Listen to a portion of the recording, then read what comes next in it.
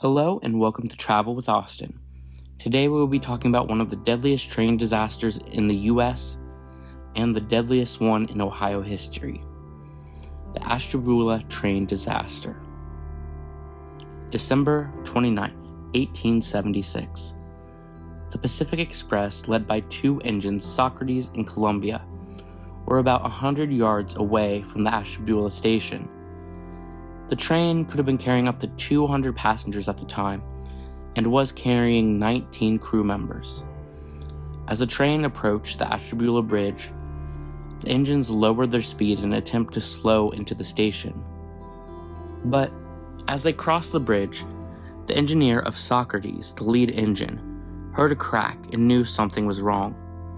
He quickly put his locomotive into full throttle. This snapped the connection between Socrates and Columbia.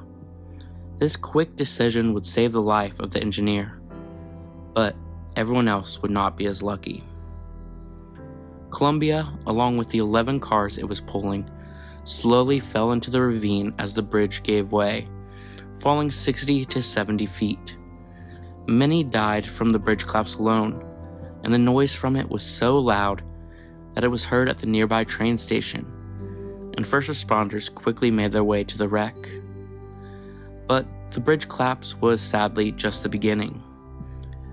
The bridge and the train had collapsed 60 to 70 feet into a ravine below, and the only access into this ravine was a set of steep stairs that were covered in snow and ice, as the conditions at the time were that of a blizzard.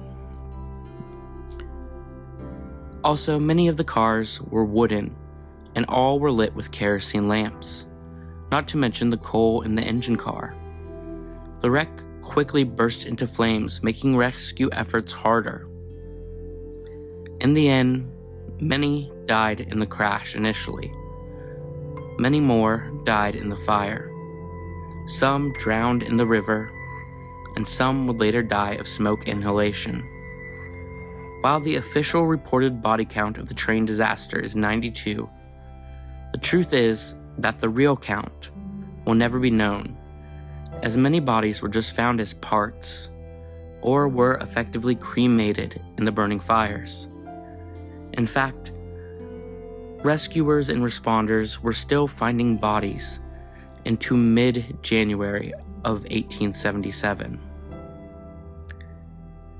3 different investigations were conducted on the bridge collapse to determine what caused them and who was at fault. And between them, the general consensus was the bridge was poorly designed and had not been properly maintained by the rail companies. Amasa Stone, who had designed the bridge, admitted it was an experimental design, and in the eyes of many, he was considered responsible for the deaths.